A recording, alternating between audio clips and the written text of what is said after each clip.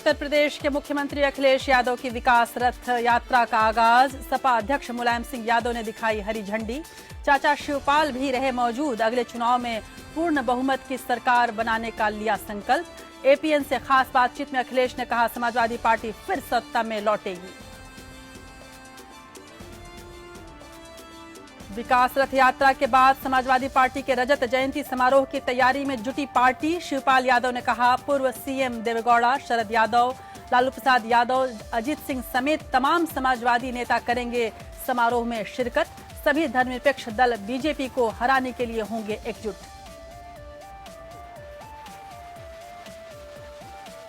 GST council की बैठक में जीएसटी की दरों को दी गई मंजूरी। 5, 12, 18 और 28% की दरें तय। लग्जरी कार और तंबाकू प्रोडक्ट्स पर टैक्स के साथ लगेगा सेस भी। अनाज पर नहीं लगेगा कोई टैक्स, आम लोगों को मिली राहत। भिवाड़ी में हुए रामकिशन के अंतिम संस्कार में कांग्रेस उपाध्यक्ष राहुल गांधी और दिल्ली के मुख्यमंत्री अरविंद केजरीवाल हुए शामिल। केजरीवाल ने मृतक के परिजनों को 1 करोड़ रुपए देने का किया ऐलान। हरियाणा के सीएम मनोहर लाल खट्टर ने कहा, सैनिक कभी खुदकशी नहीं करता, जमकर हो रही है सियासत।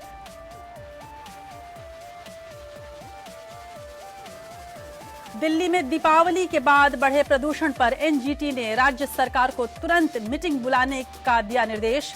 शुक्रवार तक मांगी है स्टेटस रिपोर्ट। सुनवाई के दौरान न्यायाधिकरण ने सरकार से पूछे तीखे सवाल। राजनीतिक दलों से ताल्लुक रखने वाले अधिकारियों को चुनाव ड्यूटी से फौरन हटाए सरकार। उत्तराखंड दौरे पर पहुंचे केंद्रीय निर्वाचन आयुक्त ने दिया सरकार को निर्देश। नॉमिनेशन से 10 दिन पहले तक मतदाता बनने के लिए किया जा सकेगा आवेदन।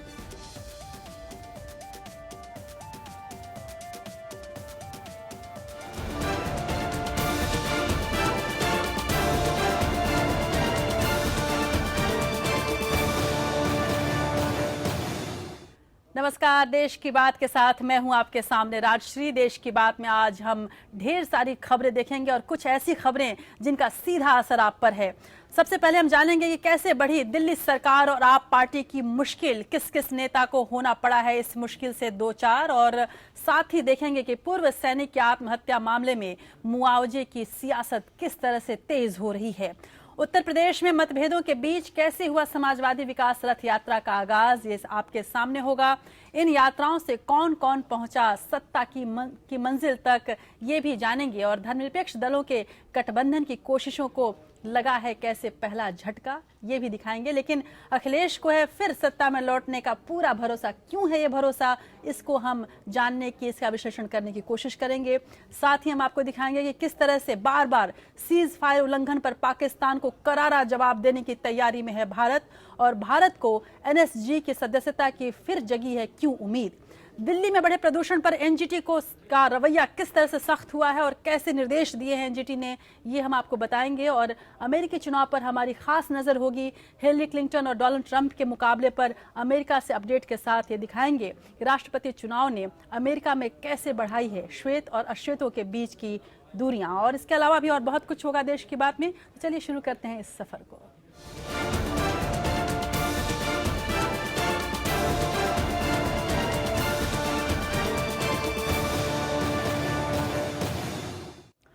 और सबसे पहले देश की बात में बात करते हैं आम आदमी पार्टी की। दिल्ली में सत्ताधारी आम आदमी पार्टी की मुसीबतें कम होने का नाम नहीं ले रही हैं।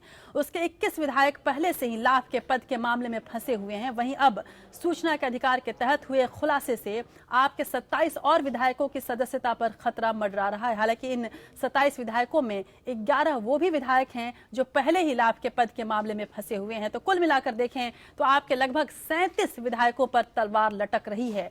70 विधायकों वाली दिल्ली विधानसभा में अगर 50% से भी अधिक विधायक अयोग्य करार दिए जाते हैं तो यहां संवैधानिक संकट पैदा हो सकता है। यहां तक कि शायद ऐसा भी हो कि जैसे कि 2017 में 5 राज्यों में विधानसभा चुनाव होने वाले हैं, ठीक उसी तर्ज पर कहीं दिल्ली में भी नए विधानसभा चुनाव न हो जाएं। देखिए रिपोर्ट। एक बार फिर दिल्ली में आम आदमी पार्टी की सरकार के भविष्य पर सवाल उठने लगे हैं। लाभ के पद में फंसे आपके 21 विधायकों के बाद 27 और विधायक भी लाभ के पद में फंस गए हैं। ऐसे में दिल्ली सरकार के भविष्य पर अब सवाल उठना लाजमी है। फिलहाल इन विधायकों के भविष्य पर ही दिल्ली में आपकी सरकार का भविष्य भी टिका है।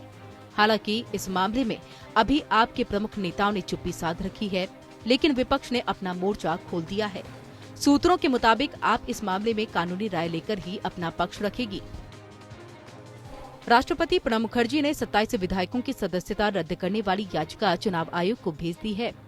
राष्ट्रपति ने चुनाव आयोग से मामले की जांच के लिए कहा है और चुनाव आयोग ने विधायकों से 11 नवंबर तक अपना जवाब दाखिल करने का निर्देश दिया। इन 27 विधायकों के खिलाफ विभोर आनंद नाम के कानून के छात्र की तरफ से दायर की गई याचिका में कहा गया था कि अपने इलाके के अलग अलग सरकारी अस्पतालों में 27 विधायक रोगी कल्याण समिति के अध्यक्ष बनाए गए हैं, जबकि केंद्र सरकार की 2015 की गाइडलाइंस के हिसाब से सिर्फ स्वास्थ्य मंत्री, क्षेत्रीय सांसद, जिला पंचायत अध्यक्ष या फिर जिला अधिकारी ही रोगी कल्याण समिति के अध्यक्ष बन सकते हैं। विभोर आनंद ने तर्क दिया कि रोगी कल्याण समिति में विधायक सदस्य के तौर पर शामिल हो सकता है, लेकिन अध्यक्ष के पद पर नहीं। ऐसे में ये लाभ का पद हो जाता है। मुख्यमंत्री अरविंद केजरीवाल ने अपने 21 विधायकों को अलग अलग मंत्रियों का संसदीय सचिव नियुक्त किया था। शिकायत के बाद राष्ट्रपति ने ये मामला चुनाव आयोग को जांच के लिए भेज दिया था। इस मामले में आयोग की जांच अब अंतिम चरण में है और समझा जा रहा है कि इस महीने के अंत तक आयोग अपनी राय राष्ट्रपति को भेज देगा। दिल्ली हाई कोर्ट भी संसदीय सचिव बनाने संबंधी दिल्ली सरकार के फैसले को रद्द कर चुका है।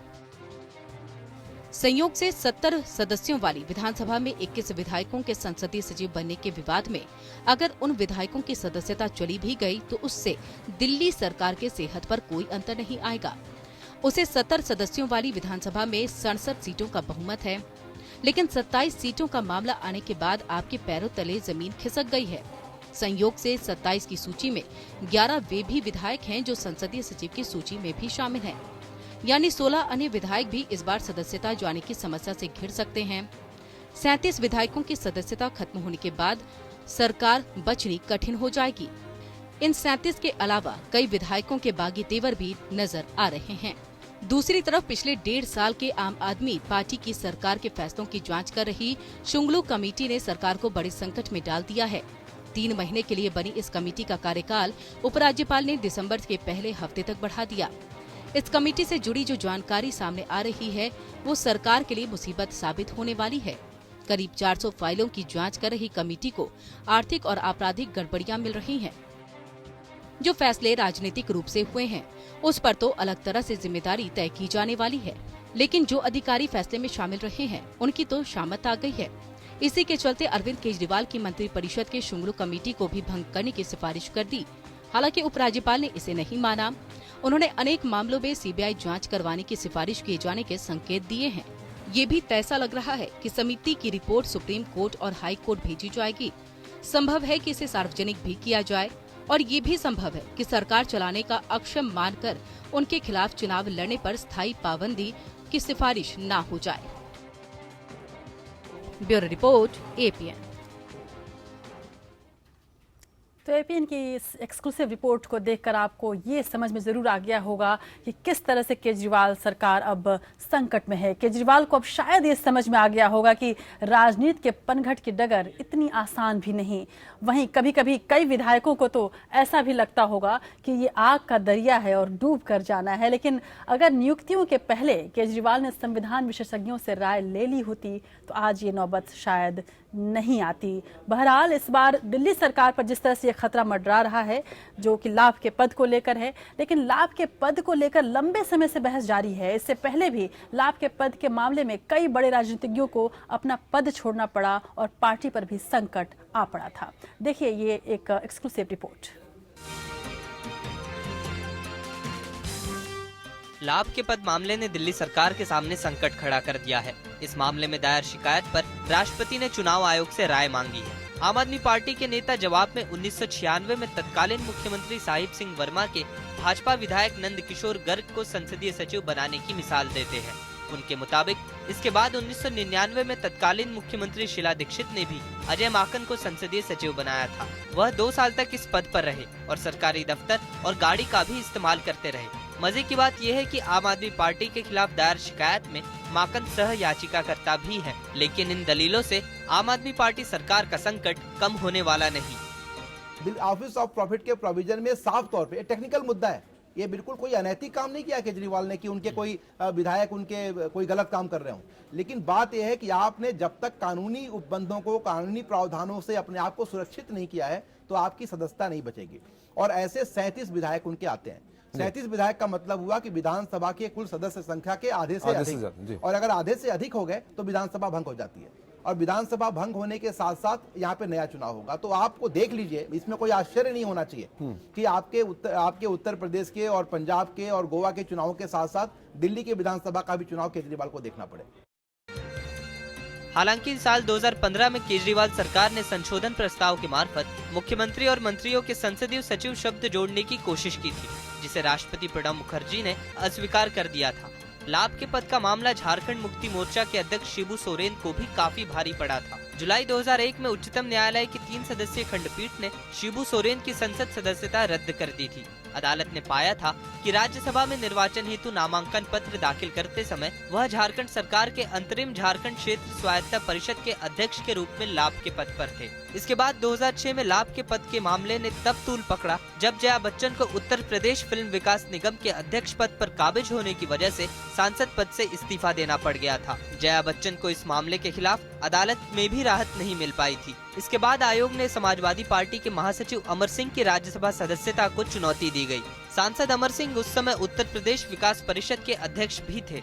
उत्तर प्रदेश के शहरी विकास मंत्री आजम खान को भी उत्तर प्रदेश जल निगम के अध्यक्ष के रूप में लाभ के पद पर होने के कारण अयोग्य घोषित किए जाने का मामला राज्यपाल ने निर्वाचन आयोग के पास भेजा था। इसके साथ ही कांग्रेस अध्यक्ष सोनिया गांधी भी लाभ के पद के दायरे में आ गई थी। सोनिया गांधी पर आरोप था कि वो सांसद होने के साथ ही राष्ट्रीय सलाहकार समिति की चेयरपर्सन के रूप में लाभ के पद पर है।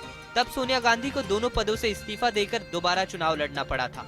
केवल सोनिया गांधी ही नहीं, लोकसभा अध्यक्ष सोमनाथ चटर्जी, लोकसभा में विपक्ष के उपनेता विजय कुमार मल्होत्रा सहित कई सांसदों पर लाभ के पद पर आसीन होने का आरोप लगा और चुनाव आयोग के सामने शिकायत भी दर्ज की गई। आनन फानन में यूपीए सरकार ने लाभ के पद को लेकर एक विधेयक पारित कराया और करीब 45 पदों को इससे बाहर किया गया।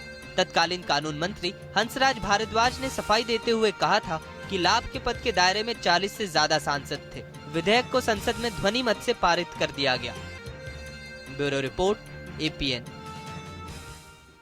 दरअसल ऑफिस ऑफ प्रॉफिट यानी एक ऐसा नियम जिसमें लोकसभा, राज्यसभा, विधानसभा और विधान परिषद यानी किसी भी सदन के सदस्यों को अपनी सदस्यता के दौरान कोई भी अन्य पद जिसमें किसी भी तरह की कोई सुविधा या लाभ या अधिकार जुड़ा हो स्वीकार करने की छूट नहीं होती है, और यदि किसी भी सदस्य या विधायक ने अगर ऐसा किया तो उसकी सदस्यता समाप्त हो जाएगी। कुछ खास परिस्थितियों में सदन संशोधन करके कुछ पदों को लाभ के पद के दायरे से बाहर निकाल सकती है, लेकिन आम आदमी पार्टी के विधायकों के मामले में इसकी संभावना नहीं के बराबर है। इसलिए जाहिर सी बात है कि आप सरकार पर तलवार पूरी तरह से लटकी हुई है, और शायद जानते हैं केजरीवाल की राजनीतिक जो उनकी ज़मीन है वो दरक रही है, इसीलिए आजकल हर मुद्दे पर वो राजनीति और मुद्दे तलाश रहे हैं। पूर्व सैनिक रामकिशन की आत्महत्या मामले और केंद्र सरकार के रवैये के खिलाफ कांग्रेस ने दिल्ली में जंतर मंतर से संसद मार्च तक एक कैंडल मार्च निकाला।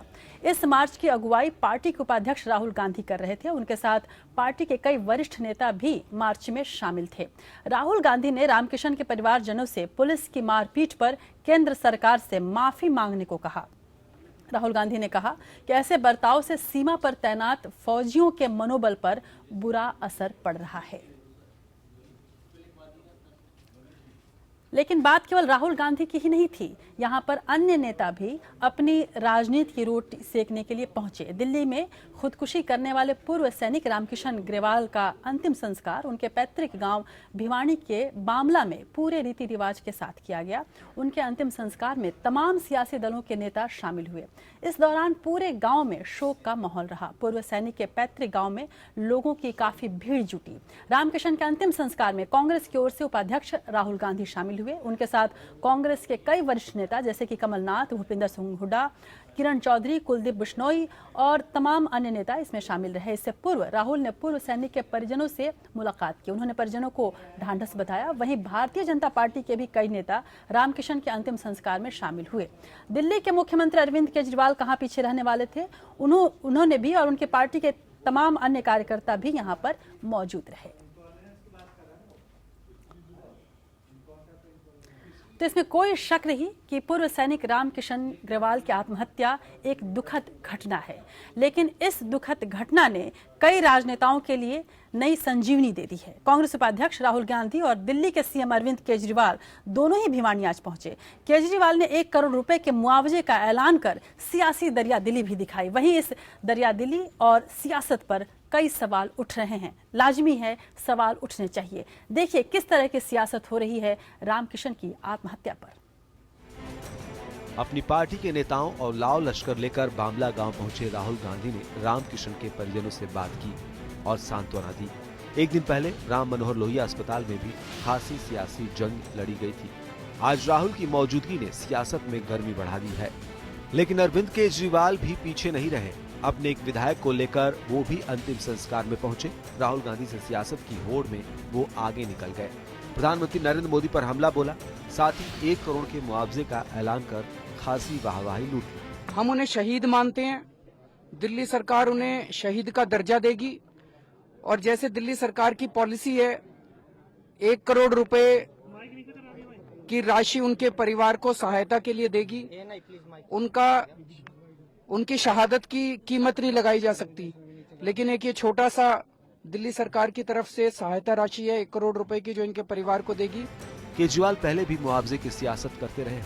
दलित छात्र रोहित वेमुला की आत्महत्या के मौके पर केजरीवाल ने उनके भाई को 4थे दर्जे की नौकरी का प्रस्ताव दे डाला था, जिसे ठुकरा दिया गया था। वहीं आप कार्यकर्ता गजेंद्र की आत्महत्या पर 10 लाख के मुआवजे का ऐलान किया गया था, जिसे उनकी बेटी ने ठुकरा दिया। दरअसल कांग्रेस और आप पार्टी पूर्व सैनिक की आत्महत्या पर यह सियासी हंगामा खड़ा करना चाहती थी। बीजेपी सर्जिकल स्ट्राइक को लेकर जिस तरह अपने सिर सेहरा बांध रही है, उसे देख विपक्ष को मुद्दे और मौकों की तलाश थी, लेकिन सरकार ने 1 रैंक 1 पेंशन से जुड़ी सारी दिक्कतों को जल्द दूर करने का वायदा कर विपक्ष की सियासत की हवा निकाल दी। ये सरकार एक सर्विसमैन के प्रति काफी संवेदनशील है। OROP जो 43 इयर्स नहीं मिल रहा था, वो हम लोगों ने 7.5 करोड़ हर बरस का 7,500 करोड़ हर बरस का 11,000 करोड़ अरियर्स और करीबन 23 से 24% इंक्रीज पेंशन में, एवरेज बोल रहा हूँ, थोड़े में ज़्यादा होगा थोड़े में कम होगा, हम लोगों ने मान लिया और इसका इम्प्लीमेंटेशन चालू हुआ। सवाल ये भी उठ रहा है कि देश प्रेमी नेता आतंकवादियों से जंग में शहीद हुए जवानों के घर क्यों नहीं गए? क्यों नहीं अभी तक एक भी शहीद जवान को 1 करोड़ का मुआवजा दिया गया? दरअसल मौका परस्ती का दूसरा नाम ही सियासत है। Bureau report AP। शहीदों की चिताओं पर जुड़ेंगे हर बरस मेले, वतन पर मरने वालों का यही बाकी निशान होगा। जगन्नाथ प्रसाद मिश्र की लिखी इन पंक्तियों में शहीदों के लिए जिस सम्मान का जिक्र है, उसी सम्मान की अपेक्षा हम हर शहीद के लिए करते हैं। लेकिन अफसोस, राजनीति का खेल खेलने वाले ये तमाम नेता शहीदों के दर्द को नहीं समझते। एक पूर्व सैनिक की आत्महत्या पर जबरदस्त राजनीति करने वाले तमाम दलों के नेता किसी शहीद की शहादत पर आंसू बहाते नहीं दिखे। पिछले 2 महीने की यदि हम बात करें तो भारत पाकिस्तान की बॉर्डर पर, सीमा पर पाकिस्तानी सैनिकों की गोली खाकर लगभग 46 जवान हमारे शहीद हो गए हैं। लेकिन अभी तक ये तमाम वो चेहरे, ये तमाम वो नेता जो कि रामकिशन के आत्महत्या पर, उनके अंतिम संस्कार पर उनका हालचाल लेने के लिए, उनके परिवार वालों का हालचाल लेने के लिए पहुंचे, कभी किसी शहीद के घर नहीं दिखे। खैर, उम्मीद है कि भविष्य में यही तड़प इन शहीदों के लिए भी दिखेगी। चलिए इसी उम्मीद के साथ एक और उम्मीद की बात करते हैं। घर में मचे घमासान के बीच आज उत्तर प्रदेश के मुख्यमंत्री अखिलेश यादव ने अपनी विकास रथ यात्रा का आगाज कर दिया, इस उम्मीद के साथ कि एक बार फिर से समाजवादी पार्टी की सरकार बनेगी। इस मौके पर सपा मुखिया मुलायम सिंह यादव और सपा के यूपी अध्यक्ष शिवपाल यादव भी मौजूद रहे। सबसे पहले भाषण में भी शिवपाल ने ही दिया, लेकिन समाजवादियों के बीच आज एक साफ संदेश जरूर चला गया कि फिलहाल किंग तो अखिलेश यादव ही हैं, या यूं कहें समाजवाद का मतलब अखिलेश ही हैं। करोड़ों की लागत से बना अखिलेश यादव का यह रथ मुश्किल से 1 किलोमीटर ही चला था कि इसमें तकनीकी खराबी आ गई। इसके बाद बस लोहिया पथ पर खड़ी हो गई। अखिलेश यादव इस रथ को वहीं पर छोड़कर आगे बढ़ गए। वह अपनी सरकारी गाड़ी से लखनऊ से उन्नाव के करीब 117 किलोमीटर की यात्रा पर निकले और उन्नाव पहुंचे। समाजवादी विकास रथ को हरी झंडी दिखाकर समाजवादी पार्टी सुप्रीमो मुलायम सिंह यादव ने अपने बेटे की सियासत को भी हरी झंडी दिखा दी। लखनऊ से अखिलेश यादव की पहले चरण की यात्रा की शुरुआत हो गई है। तमाम उठापटक के बीच इस कार्यक्रम में मुलायम सिंह यादव के साथ अखिलेश के चाचा शिवपाल भी पहुंचे, जहां उन्होंने अखिलेश को शुभकामनाएं भी दी। साथ ही शिवपाल ने कार्यकर्ताओं से अपील की कि किसी भी कीमत पर वो राज्य में बीजेपी की सरकार न बनने दे। आगे का लक्ष्य है इस उत्तर प्रदेश में किसी भी कीमत पर भारतीय जनता पार्टी की सरकार न बनने पाए। हमारा लक्ष्य है 2017 में स्पष्ट बहुमत की समाजवादी पार्टी की सरकार बने। जबकि अखिलेश ने दावा किया कि सपा राज्य में फिर सरकार बनाएगी। तो इस प्रदेश का परिवर्तन के साथ साथ जो विकास के रास्ते में परिवर्तन करना शुरू किया है, एक बार उत्तर प्रदेश की जनता फिर इतिहास दोहराने का काम करेगी। अखिलेश के बाद मौका था नेताजी के संबोधन का। मुलायम सिंह यादव ने पार्टी कार्यकर्ताओं को समाजवादी विचारधारा का पाठ पढ़ाया और साथ ही चेताया कि ये राह इतनी आसान नहीं है। उन्होंने नारे लगा रहे कार्यकर्ताओं की ओर इशारा करते हुए कहा, नारे लगाने सभी आ जाते हैं, लेकिन जब लाठियां बरसनी शुरू होती हैं, तो सब भाग भी जाते हैं। नौजवानों से कहना चाहता हूँ, केवल नारेबाजी से काम नहीं करेगा। आप पढ़िए, लिखिए, चिंतन करिए, कम से कम 30 के बारे में भी सोचना चाहिए। आगे चल करके आपको महत्वपूर्ण पदों पर पहुंचना है, जिम्मेदारी आपको संभालना है, इस तरह की भावना पैदा आपको होना चाहिए। लेकिन समाजवादी पार्टी में सब कुछ सामान्य हो गया है, ये कहना अभी जल्दबाजी होगी। बड़े नेताओं के पहुंचने से पहले सुबह मैदान में पार्टी कार्यकर्ताओं के बीच आपस में मारपीट हो गई। लोगों ने एक दूसरे पर कुर्सियां फेंकी। विवाद इतना बढ़ गया कि कार्यकर्ता एक दूसरे पर लाठी डंडों से वार करने लगे। बाद में किसी तरह कार्यकर्ताओं को समझा बुझाकर शांत किया गया। वैसे आपस में भिड़ रहे कार्यकर्ता किसी नेता के समर्थक थे या नहीं, ये तो साफ नहीं हुआ, लेकिन इतना जरूर है कि शीर्ष नेताओं के बीच का मनमुटाव पार्टी के आम कार्यकर्ताओं के स्तर तक जरूर पहुंच गया है। अभिषेक पांडे, APN, लखनऊ। और तमाम उठापटक के बाद एक बार फिर से परिवार के तमाम बड़े नेता एक साथ एक मंच पर दिखे। कम से कम समाजवादी पार्टी के लिए ये एक सुखद क्षण जरूर रहा होगा। लेकिन इस यात्रा पर उत्तर प्रदेश के मुख्यमंत्री अखिलेश यादव की सांसद पत्नी डिंपल यादव भी मौजूद हैं उनके साथ और साथ साथ रहीं। और डिंपल ने जो इस यात्रा पर टिप्पणी की वो बेहद दिलचस्प है। डिंपल यादव ने कहा कि अखिलेश को युवाओं का समर्थन है। 4 साल में ट्रेनी सीएम ने बहुत काम किया है, अब अनुभवी सीएम और भी काम करेंगे आने वाले भविष्य में। इसके पहले आपको याद होगा कि अखिलेश यादव ने भी कहा था कि वर्तमान सरकार उनके लिए ट्रेनिंग पीरियड था और अगली बार वह ज़्यादा अनुभव के साथ काम करेंगे। तो चलिए इस उम्मीद के साथ कि अब पूरी ट्रेनिंग हो चुकी है अखिलेश यादव की, घर का कलह भी देख चुके हैं और राजनीति भी कर चुके हैं, मुख्यमंत्री भी रह चुके हैं। आने वाले समय में उनकी राजनीति और परिपक्व होगी। इस वक्त इस मुद्दे पर हमारे साथ बातचीत करने के लिए, ज़्यादा चर्चा करने के लिए वरिष्ठ पत्रकार रामदत्त त्रिपाठी जी लखनऊ से जुड़ रहे हैं। बहुत बहुत शुक्रिया रामदत्त जी, मेरे साथ देश की बात में इस कार्यक्रम में हिस्सा लेने के लिए आपका बहुत स्वागत है।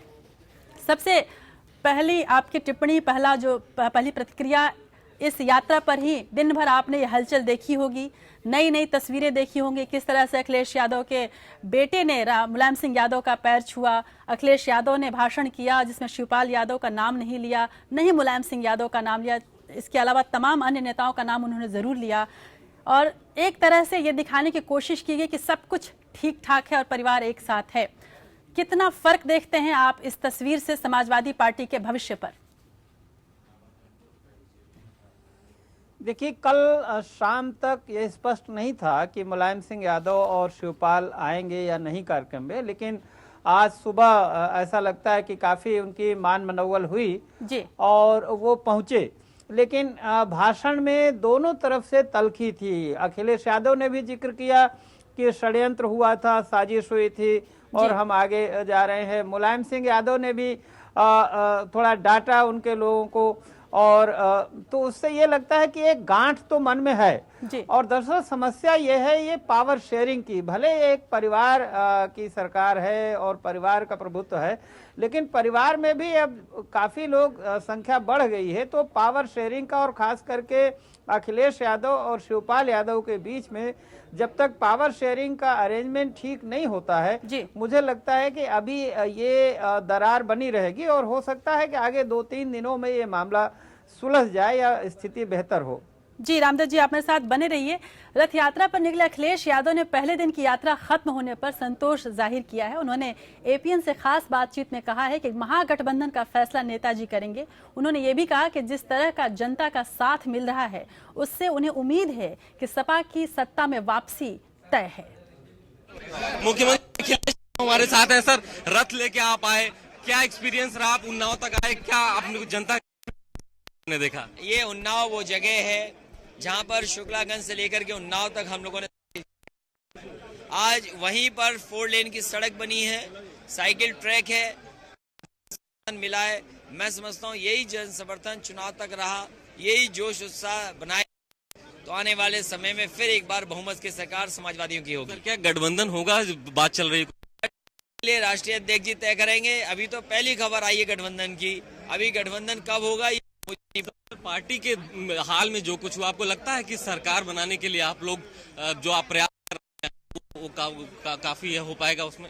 देखिए, जो सरकार बनाने के लिए हमारे पार्टी के सभी नेतृत्व में जितने लोग हैं सब एक साथ रहेंगे और आने वाले समय में सरकार बनाएंगे। पार्टी एकजुट है? लास्ट सवाल।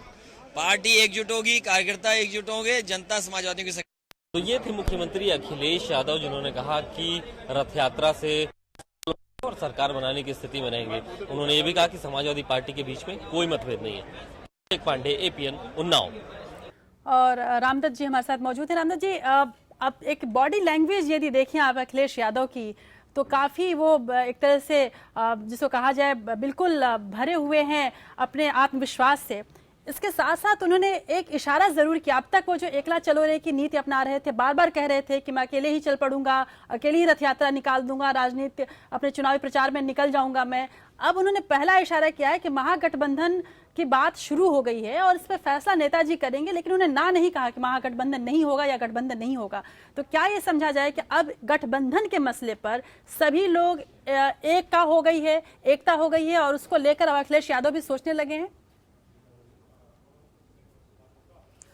देखिए, चूंकि अखिलेश यादव मुख्यमंत्री हैं और उनका काफी एक पॉपुलैरिटी है, प्रचार भी काफी रहा है जी, तो उनको ये लगता था कि हम अकेले अपने दम पे अगला चुनाव जीत सकते हैं। लेकिन ऐसा लगता है कि मुलायम सिंह यादव या शिवपाल यादव को उतना भरोसा नहीं है, क्योंकि वो ग्राउंड रियलिटीज उनको ज्यादा है, लोग आके मिलते हैं जी। तो इसलिए वो कोशिश कर रहे हैं कि लोक दल के साथ या जो जेडीयू के साथ और हो सके तो कांग्रेस के साथ भी कोई गठबंधन बन जाए। लेकिन ये इतना आसान नहीं है यूपी में गठबंधन होना, क्योंकि अगर सीटें कितनी देंगी इस पे निर्भर करेगा। समाजवादी पार्टी कितना दे सकती है, तो अभी प्रीमेच्योर है। हाँ, ये जरूर है, मुझे लगता है कि अखिलेश यादव को ये समझ में आ गया है कि बड़े गठबंधन के साथ जाना पड़ेगा। जी बिल्कुल, रामदत्त जी आप मेरे साथ बने रहिए। ये पहला मौका नहीं है जब कोई नेता सियासी यात्रा कर रहा हो, चाहे पूर्व प्रधानमंत्री चंद्रशेखर हो या उप प्रधानमंत्री लाल कृष्ण आडवाणी। सबका करियर रथ यात्रा या पद यात्राओं के जरिए ही आगे बढ़ा है। खुद मुलायम के बेटे अखिलेश पिछले चुनाव में भी क्रांति यात्रा कर चुके हैं। और इसके अलावा यदि हम उत्तर प्रदेश की बात करें तो इसी वक्त 3 यात्राएं वहां चल रही हैं। विकास यात्रा आपने अखिलेश यादव की देखी, परिवर्तन यात्रा जो है वो शुरू हो चुकी है बीजेपी की, जिसको 5 तारीख को अमित शाह औपचारिक रूप से सहारनपुर से शुरू कर देंगे। और उसके साथ साथ संदेश यात्रा कांग्रेस की चल रही है, जिसकी कुछ खास चर्चा नहीं है। लेकिन इन यात्राओं से वाकई राजनीति पे कितना फर्क पड़ता है, वाकई इन नेताओं को क्या मिलता है, इन दलों को क्या मिलता है, देखिए इस खास रिपोर्ट में। देश में सियासी यात्राओं का इतिहास रहा है। बात करें पूर्व प्रधानमंत्री चंद्रशेखर की, तो उन्होंने 6 जनवरी 1983 से 25 जून 1983 तक दक्षिण के कन्याकुमारी से दिल्ली में राजघाट तक लगभग 4260 किलोमीटर की मैराथन दूरी पद यात्रा कर तय की थी। उनकी इस पद यात्रा का इकलौता लक्ष्य लोगों से मिलना और उनकी महत्वपूर्ण समस्याओं को समझना था। बात करें लाल कृष्ण आडवाणी की रथ यात्रा की तो 25 सितंबर 1990 को बीजेपी नेता लाल कृष्ण आडवाणी ने अपनी रथ यात्रा की शुरुआत गुजरात के सोमनाथ से की। रथ यात्रा को शुरू करने के पीछे तमाम वजहें मानी जाती हैं। माना ये भी गया चूंकि वीपी सिंह ने मंडल आयोग की सिफारिशें लागू करने का फैसला किया तो बीजेपी को जाति के आधार पर हिंदू वोट बैंक के बंटने का डर था, जिस कारण उसे एक करने के लिए कोई नया मुद्दा उठाना बहुत जरूरी था। इसलिए मंडल के दांव से कमंडल को बचाने वाली थी आडवाणी की ये रथ यात्रा। लोकसभा चुनाव में बीजेपी को 2 अंकों से 3 अंकों में पहुंचाने वाली थी ये रथ यात्रा। उसे 120 सीटें मिली और इस रथ यात्रा के बाद ही यूपी में 221 सीटें जीतकर बीजेपी ने सरकार बनाई। यूपी में कांग्रेस को बर्बाद करने वाली भी आडवाणी की रथ यात्रा ही थी। जैसे ही आडवाणी की गिरफ्तारी हुई उसके 7 दिन बाद अयोध्या में यात्रा खत्म होनी थी। हजारों स्वयंसेवक और राम भक्त वहां पहुंच चुके थे। मुलायम ने उन पर गोलियां चलवा दी, कई लोग मारे गए। बीजेपी ने सपोर्ट वापस लिया तो कांग्रेस ने मुलायम को सहारा दे दिया। सरकार तो बच गई, लेकिन कांग्रेस की यही भूल सबसे बड़ी भूल साबित हुई। तब से आज तक यूपी में कांग्रेस चौथे स्थान से ऊपर नहीं उठ पाई है। आडवाणी की रथ यात्रा की अभूतपूर्व कामयाबी ने संघ परिवार और बीजेपी को नया रास्ता दिखा दिया। उसके फौरन बाद मुरली मनोहर जोशी ने कन्याकुमारी से लेकर श्रीनगर तक एकता यात्रा का ऐलान कर दिया और कन्याकुमारी से शुरू करके 26 जनवरी को श्रीनगर के लाल चौक में तिरंगा फहरा भी दिया। 12 सितंबर 2011 को शुरू की गई अखिलेश यादव की क्रांति रथ यात्रा के दौरान तत्कालीन समाजवादी पार्टी प्रदेश अध्यक्ष और मौजूदा मुख्यमंत्री अखिलेश यादव ने पूरे यूपी का दौरा किया। इस मौके पर पार्टी अध्यक्ष मुलायम सिंह यादव, वरिष्ठ नेता आजम खान और शिवपाल सिंह यादव भी मौजूद थे। अपनी यात्रा के दौरान अखिलेश यादव ने जगह जगह रैलियां की और समाजवादी पार्टी की उपलब्धियों को जनता के बीच रखा। इस यात्रा के बाद ही 2012 में यूपी में समाजवादी पार्टी की पूर्ण बहुमत की सरकार बनी थी। अब यूपी में चुनाव करीब हैं। पिछले महीने कांग्रेस उपाध्यक्ष राहुल गांधी की यूपी में 25 दिनों की किसान यात्रा खत्म हुई। इस यात्रा के दौरान राहुल ने यूपी की 403 विधानसभा क्षेत्रों में से 225 क्षेत्रों का दौरा किया। राहुल की यात्रा में भीड़ तो जुटी, लेकिन वो वोट बैंक में कितनी तब्दील होगी ये वक्त बताएगा। Bureau report, APN। और इस पर चर्चा करने के लिए रामदत्त जी हमारे साथ मौजूद है। रामदत्त जी, आपने आडवाणी की भी यात्रा देखी है, उसे कवर किया है बहुत नज़दीकी से, और चंद्रशेखर जी का भी देखा, जोशी जी का भी आप गवाह रहे हैं उन सब यात्राओं की, अखिलेश का तो आपने देखा ही है।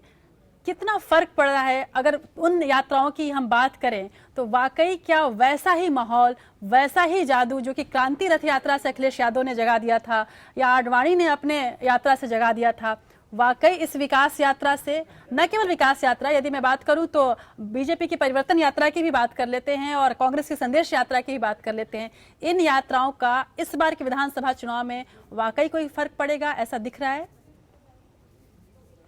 देखिए, एक तो बहुत फर्क है। जिन यात्राओं का आपने जिक्र किया था वो सीधे सीधे सरकार में रहते हुए यात्राएं नहीं थी, वो सभी यात्राएं विपक्ष में थी और एक बड़े राजनीतिक मुद्दे को लेके थी, जन समर्थन के थे, मोबिलाइजेशन की यात्रा थी। ये जो यात्रा है ये सत्ता में वापसी के लिए दोबारा यात्रा है। और अभी जो भीड़ दिख रही ज्यादा, उसकी एक वजह यह है कि अभी टिकट नहीं बचे हैं समाजवादी पार्टी में। जब टिकट बढ़ जाएंगे तो सारे टिकटार्थियों की भीड़ है।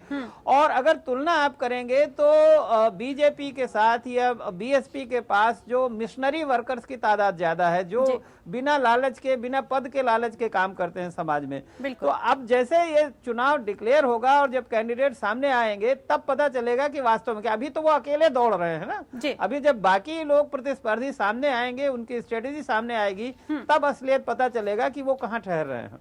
जी जी, बहुत बहुत शुक्रिया रामदत्त जी इस पूरी चर्चा के लिए, मेरे साथ देश की बात में हिस्सा लेने के लिए बहुत बहुत शुक्रिया आपका।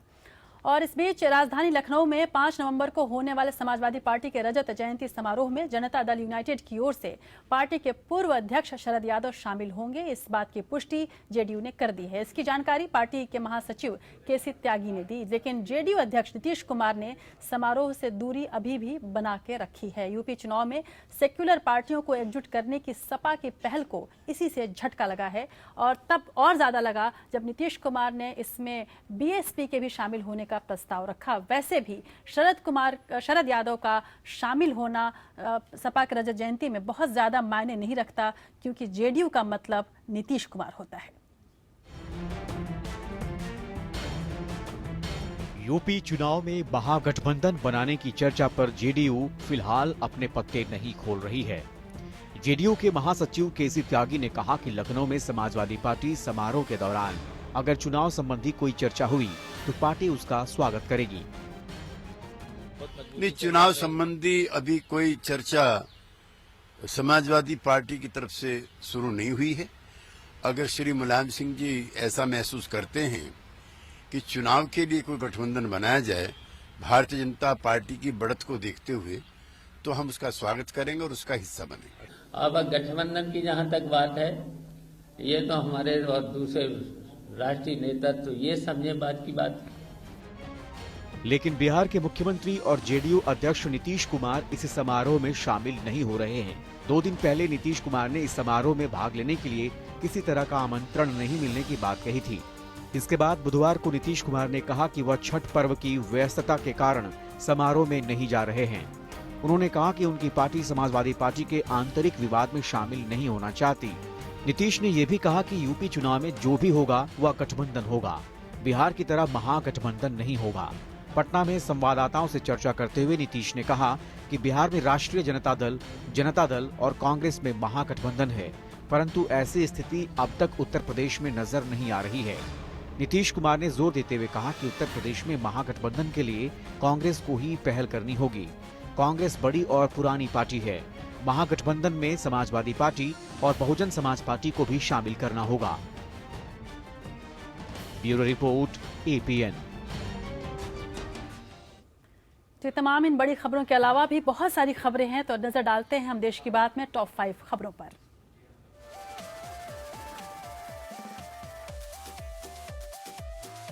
खाद्य सुरक्षा कानून हर राज्य में लागू हो गया है, जिसके बाद देश के हर कोने में जरूरतमंदों को सस्ता सरकारी राशन मिलेगा। हर साल सरकार करीब 1,40,000 करोड़ की सब्सिडी लोगों को देगी, जिससे 80 करोड़ से भी ज्यादा लोगों को फायदा होगा।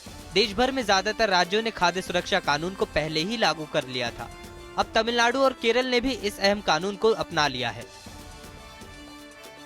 गुजरात के भरूच में एक कंपनी में विषैली गैस का रिसाव होने से 4 लोगों की मौत हो गई और 9 लोग घायल हो गए। फिलहाल यह साफ नहीं हुआ है कि आखिर प्लांट में गैस रिसाव कैसे हुआ।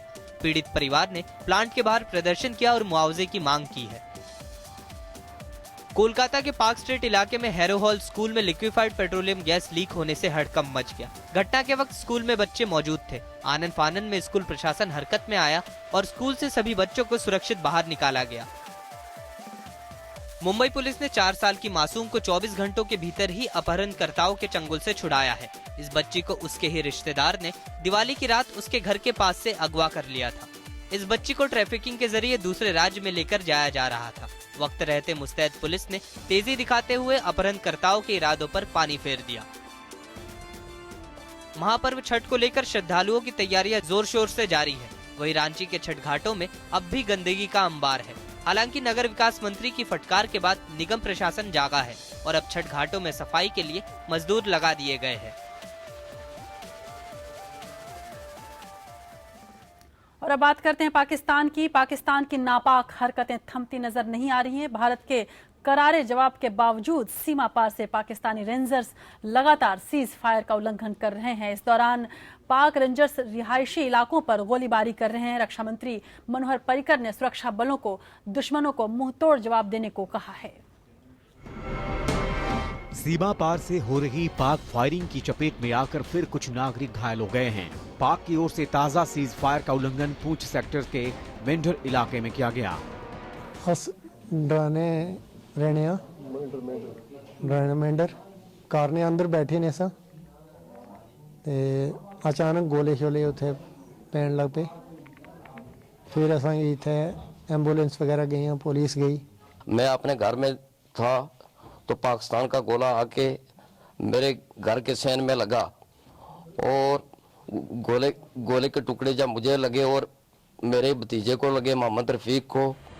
इस बीच रक्षा मंत्री मनोहर पर्रिकर ने LOC पर तैनात सेना के जवानों से कहा कि वे अलर्ट रहें और सीमा पार से होने वाले किसी भी दुस्साहस का उपयुक्त जवाब दें। हम इस प्रॉक्सी वॉर का हटकर सामना करेंगे और आतंकवाद को समाप्त कर देंगे। हम सभी एकजुट खड़े होकर बिना किसी जाति और धर्म के भेदभाव से परे अपने वीर जवानों की भारतीय पाकिस्तान को मुंह तोड़ जवाब दे रही। सेना की मिलिट्री इंटेलिजेंस ने पाकिस्तानी सीमा पर जैश-ए-मोहम्मद के 4 आतंकी लॉन्च पैड को देखा है। ये लॉन्च पैड सांबा क्षेत्र में सीमा चौकियों से कम 5 किलोमीटर की दूरी पर हैं। एमआई सूत्रों से मिली जानकारी के मुताबिक ये आतंकी लॉन्च पैड मसरूर, बड़ा भाई, सुखमाल चपराल और लूनी में देखे गए हैं। Bureau report, APN. इस बीच एपीएन को यह भी जानकारी मिली है कि लेह में जो सीमा है LAC यानी कि लाइन ऑफ एक्चुअल कंट्रोल पर चीनी सैनिक वहां पर आ गए हैं और वो भी भारत सैनिक हालांकि वहां पर मुस्तैद हैं, लेकिन चीनी सैनिकों का एक बड़ा जमावड़ा वहां पर लगा हुआ है। यानी कि भारत को दोनों ही सीमाओं पर अब ज़्यादा एक तरह से मुस्तैद रहने की ज़रूरत है। उधर NSG की बात हम करें तो NSG के सलाहकार समूह की वियना में होने वाली बैठक में भारत के NSG में एंट्री को लेकर एक बार फिर से भारत को उम्मीद जग गई है। ये बैठक 11 और 12 नवंबर को होनी है। हालांकि हमेशा की तरह चीन एक बार फिर से दगा दे सकता है। पिछली बार भारत के NSG के सदस्यता का विरोध करने वाले न्यूजीलैंड के रुख में भी इस बार नरमी आई है। इससे पहले भारत के NSG की राह में रोड़ा अटकाने वाले आयरलैंड, ऑस्ट्रेलिया, स्विट्जरलैंड जैसे देशों ने भी भारत को समर्थन देने को लेकर चुप्पी साधी है। तुर्की अभी भी पाकिस्तान से अपने संबंधों को लेकर NSG में भारत की सदस्यता का विरोध कर रहा है। पिछले महीने भारत दौरे पर आए न्यूजीलैंड के प्रधानमंत्री जॉन की ने कहा कि उनकी NSG में भारत की सदस्यता पर विस्तृत बातचीत हुई। वे इस मुद्दे पर रचनात्मक तरीके से काम करते रहेंगे। हालांकि इस बैठक पर भारत की नजरें हैं क्योंकि भारत ने परमाणु अप्रसार संधि पर हस्ताक्षर नहीं किया है। इस प्रस्ताव के पास होने पर भारत के लिए NSG की सदस्यता के रास्ते खुल जाएंगे। Bureau report, APN. और अब बात करते हैं GST की। गुड्स एंड सर्विसेज टैक्स यानी GST की 4 दरों पर सहमति बन गई है। इसमें आम आदमी को भी बड़ी राहत दी गई है। GST काउंसिल ने 4 स्तरीय GST दर का फैसला किया है। GST की दरें 5, 12, 18 और 28% रहेंगी। जिन वस्तुओं पर इस समय उत्पाद शुल्क और वैट सहित कुल 30 से 31% कर लगता है, उन पर GST दर अब 28% होगी। आम लोगों की सामान्य उपभोग की वस्तुओं पर GST की दर 5% होगी। GST में 12% और 18% की 2 मानक दरें होंगी। GST के तहत उपभोक्ता मूल्य सूचकांक में शामिल खाद्यान्न सहित आम व्यक्तियों द्वारा इस्तेमाल की जाने वाली 50% वस्तुओं पर 0 कर लगेगा, यानी कि कोई कर नहीं लगेगा। आम आदमी के द्वारा इस्तेमाल किए जा रहे खाद्यान्न पर कोई टैक्स नहीं लगेगा, जो कि एक अच्छी खबर है। GST काउंसिल की बैठक के बाद केंद्रीय वित्त मंत्री अरुण जेटली ने इस फैसले का ऐलान किया। वित्त मंत्री के मुताबिक GST को लागू करने की तैयारियां सही दिशा में चल रही हैं। वित्त मंत्री के मुताबिक GST परिषद में नई कर प्रणाली से राज्यों को होने वाले नुकसान की भरपाई पर लगभग आम सहमति बन गई है। There will be 2 standard rates of 12% and 18%. Some people had demanded that the standard rate be 18%, but considering the inflation impact of just having one standard rate, we have had 2 standard rates of 12 and 18%. और एक बड़ी खबर दिल्ली से। दिल्ली में दिवाली के बाद प्रदूषण के स्तर में खतरनाक बढ़ोतरी पर राष्ट्रीय हरित न्यायाधिकरण यानी NGT ने सख्त रुख अख्तियार किया है। NGT दिल्ली सरकार को इस मुद्दे पर शुक्रवार को स्टेटस रिपोर्ट दाखिल करने का स्पष्ट निर्देश दिया है। NGT में डेंगू चिकनगुनिया के हालात पर सुनवाई के दौरान दिल्ली सरकार की ओर से की गई एक टिप्पणी भारी पड़ गई। सुनवाई के दौरान दिल्ली सरकार और MCD की तरफ से कहा गया कि मच्छर तो दिल्ली में दिवाली के बाद बढ़े प्रदूषण से वैसे ही मर गए हैं।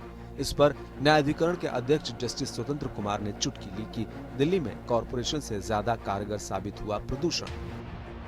डेंगू से जुड़ी ये याचिका एक पूर्व वैज्ञानिक द्वारा दाखिल की गई है। NGT ने सरकार से पूछा कि प्रदूषण के बढ़ने के बाद आम लोगों के लिए क्या कदम उठाए गए हैं। NGT ने पूछा कि क्या बच्चों को इस प्रदूषण से बचाने के लिए स्कूलों को बंद किया गया, क्या लोगों के लिए कोई एडवाइजरी जारी की गई। साफ हवा में सांस लेना लोगों का जायज हक है। बेंच ने दिल्ली सरकार के मुख्य सचिव को बैठक बुलाने का आदेश दिया और बढ़ते वायु प्रदूषण को रोकने के लिए हुई कार्रवाई पर शुक्रवार तक रिपोर्ट दाखिल करने का आदेश दिया। दिवाली के बाद दिल्ली धुंध की चादर में लिपटी नजर आई। इस दौरान वातावरण में घुले हानिकारक तत्व PM 2.5 और PM 10 का स्तर खतरनाक स्तर के पार पहुंच गया था। दिल्ली में दिवाली के बाद प्रदूषण ने 2 साल का रिकॉर्ड तोड़ दिया है। दिवाली के बाद दिल्ली में प्रदूषण का स्तर 14 से 17% तक बढ़ गया। Bureau report, APN। जी हाँ, तो यदि आप दिल्ली में रहते हैं और चाहते हैं कि सुबह सुबह सूरज के दर्शन कर सकें तो अब ये संभव नहीं हो पा रहा है, केवल और केवल प्रदूषण की वजह से। सुबह लगभग 10 बजे तक इतनी ज़्यादा धुंध रहती है कि लगता है जैसे कोहरा छाया रहा है, लेकिन दरअसल ये फॉग नहीं, स्मॉग है और दिन भर इसका असर रहता है और सबसे ज़्यादा असर बच्चों पर हो रहा है, जिसको लेकर NGT ने आज कड़ी फटकार दिल्ली सरकार को लगाई है। चलिए अदालत की दुनिया की तमाम अन्य खबरों के लिए देखते हैं देश की बात में लीगल टॉप 5 खबरें। राजस्थान हाईकोर्ट के पूर्व मुख्य न्यायाधीश जस्टिस सतीश कुमार मित्तल को पंजाब का नया लोकपाल नियुक्त किया गया है। पंजाब के राज्यपाल ने इस बाबत आदेश जारी किया है। जस्टिस मित्तल इसी साल मार्च में राजस्थान हाईकोर्ट के मुख्य न्यायाधीश बने थे और 1 महीने बाद रिटायर हो गए। पटना हाई कोर्ट ने बीएड में दाखिले को लेकर सरकारी अध्यादेश को चुनौती देने वाली गैर सहायता प्राप्त निजी कॉलेजों की याचिका खारिज कर दी है। मिर्जा गालिब टीटी कॉलेज और अन्य बनाम बिहार मामले में इन कॉलेजों ने अध्यादेश को मनमाना, अनुचित और अतार्किक बताते हुए चुनौती दी थी। आंध्र प्रदेश की नई राजधानी अमरावती सिटी के निर्माण के मुद्दे पर राष्ट्रीय हरित न्यायाधिकरण यानी NGT ने पहाड़ियों और नदियों के इस्तेमाल पर बहस हुई। बहस के दौरान याचिकाकर्ता के वकील संजय पारेख ने सुप्रीम कोर्ट के एक फैसले का हवाला दिया कि पहाड़, नदी और द्वीप जैसी प्राकृतिक संपत्तियां खरीदी बेची नहीं जा सकती। पुलिस कर्मियों की बर्खास्तगी को लेकर इलाहाबाद हाई कोर्ट ने बड़ा फैसला दिया है। जस्टिस विपिन सिन्हा की एकल पीठ ने बगैर विभागीय जांच के पुलिस कर्मियों की बर्खास्तगी को अवैध घोषित किया। साथ ही हाई कोर्ट ने कांस्टेबल अमित कुमार की बर्खास्तगी के आदेश को भी रद्द कर दिया। जूनियर जजों से बदसलूकी करने के मामले में इलाहाबाद हाई कोर्ट ने आगरा जिला अदालत के 13 वकीलों को अवमानना का नोटिस जारी किया है। हाई कोर्ट ने आगरा की जिला जज सरोज यादव की शिकायत पर यह कार्रवाई की।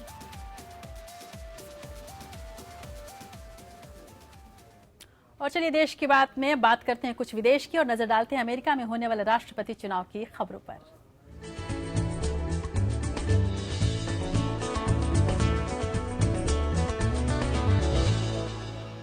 तो जैसे जैसे राष्ट्रपति चुनाव नजदीक आ रहा है, अमेरिका में श्वेत और अश्वेत मतदाताओं के बीच दूरियां बढ़ती दिख रही हैं। माना जा रहा है कि श्वेत वोटरों को एक धड़ा जो है वो मजबूती के साथ रिपब्लिकन उम्मीदवार डोनाल्ड ट्रंप के साथ खड़ा है। वैसे कुछ हिंदू संगठन भी ट्रंप को समर्थन दे रहे हैं। ऐसे में अश्वेत वोटरों का धड़ा क्या कर रहा है, ये जानना भी दिलचस्प है और किस तरह से दूरी बढ़ रही है, देखिए इस खास रिपोर्ट में।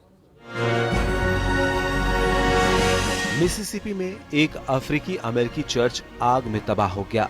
उपद्रवियों ने चर्च की बाहरी दीवार को अमेरिकी राष्ट्रपति पद के चुनाव के रिपब्लिकन उम्मीदवार डोनाल्ड ट्रंप के लिए नारे से बदनुमा कर दिया।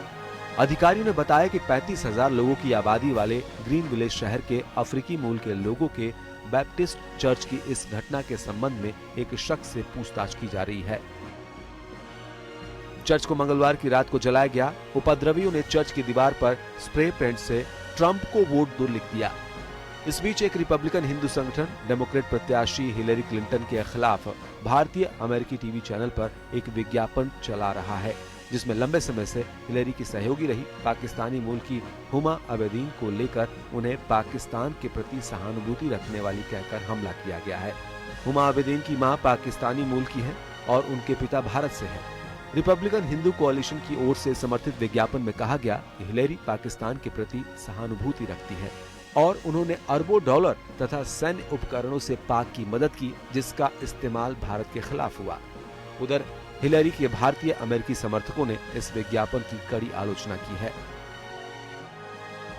Bureau report, APN। तो जितनी भी रिपोर्ट्स आ रही हैं अमेरिका से, यदि आप देखें तो अमेरिका के राष्ट्रपति चुनाव में ऐसा लग रहा है कि जैसे हर हथकंडा अब आजमाया जा रहा है, अपनाया जा रहा है। जहां डोनाल्ड ट्रंप के खिलाफ महिलाओं से जुड़े तमाम आरोप लगे हैं, तो हिलेरी के ईमेल उनके लिए खासी मुसीबत बनी हुई है। ट्रंप का चुनाव नतीजे ना स्वीकारने वाले बयान की निंदा हो रही है, तो हिलेरी के सहयोगी हुमा अबेदीन को लेकर भी पाकिस्तान समर्थक होने के आरोप लगाए जा रहे हैं। और तो और अब तो श्वेत और अश्वेत का मुद्दा भी उठ गया है। है। ऐसे में देखना होगा कि महज एक हफ्ता ही रह गया है अब अमेरिकी चुनाव के। ऐसे में क्या कुछ परिणाम सामने आता है, अमेरिकी मतदाता किसे चुनते हैं, ये देखना जरूरी होगा। चलिए अब इंटरनेशनल टॉप 5 खबरों पर नजर डालते हैं, और ताकि अन्य अंतर्राष्ट्रीय खबरों को भी आप देख सकें।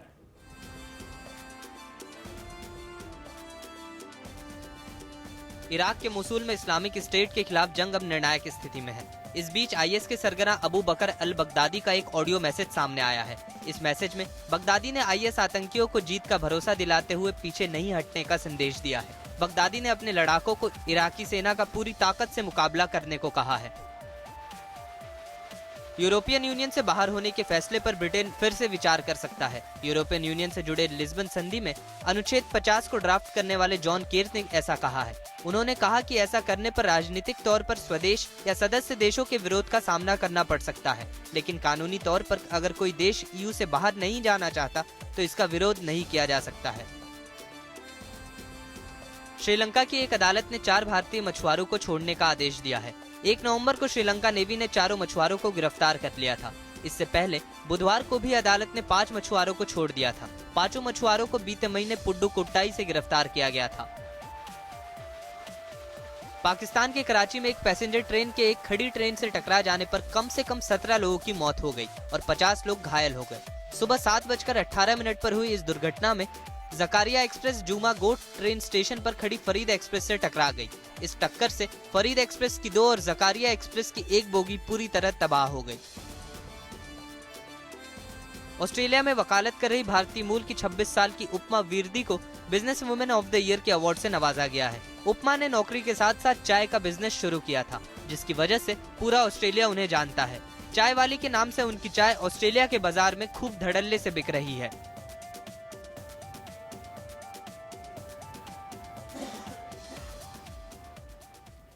और देश की बात में अब बात करते हैं इतिहास की। देश और दुनिया के इतिहास में 3 नवंबर कई कारणों से महत्वपूर्ण है, जिनमें सभी ये प्रमुख हैं। 3 नवंबर 1917 को स्वतंत्रता सेनानी और महिला अधिकारों की पैरवी करने वाली अन्नपूर्णा महाराणा का जन्म हुआ था। 3 नवंबर 1957 को सोवियत संघ ने लाइका नाम के कुत्ते को अंतरिक्ष में भेजा था। लाइका पहला जानवर था जो अंतरिक्ष यान में सवार होकर आसमान में पहुंचा और पृथ्वी के चक्कर लगाए। 2004 3 नवंबर को अमेरिका के राष्ट्रपति जॉर्ज बुश 3 नवंबर को दूसरी बार अमेरिका के राष्ट्रपति चुने गए थे। और 3 नवंबर 2014 को अमेरिका में आतंकवादी हमले में वर्ल्ड ट्रेड सेंटर गिराए जाने के 13 साल बाद उसी जगह पर एक और वर्ल्ड ट्रेड सेंटर खोला गया।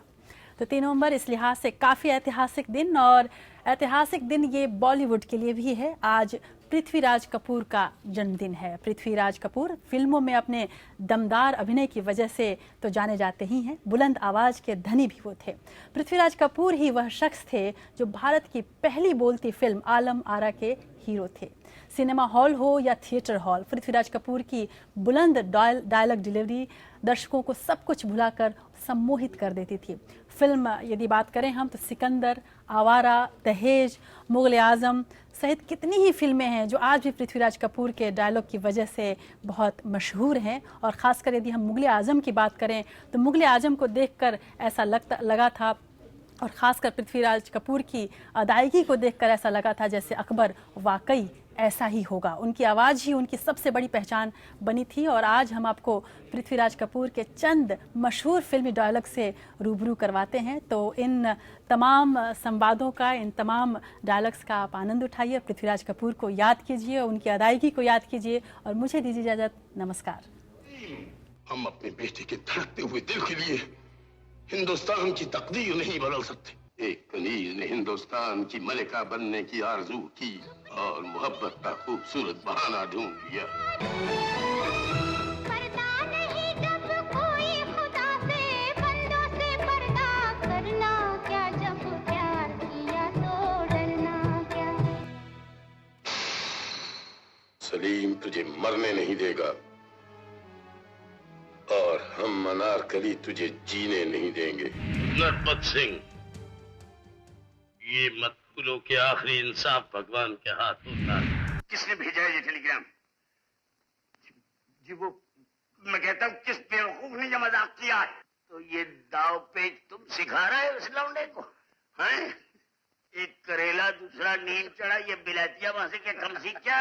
अरे ओ रघु जी, अपनी यहाँ बटने की नहीं है। बस बस बस बस बस, आज मेरा जन्मदिन है ना, तो आज सब मिलकर इकट्ठे खाएंगे। तुम्हें चॉकलेट मिलेंगे, मिठाई मिलेगी। टिक टिक टिक टिक टिक टिक टिक टिक चलती जाए घड़ी, कल आज और कल की पल पल जुड़ती जाए कड़ी।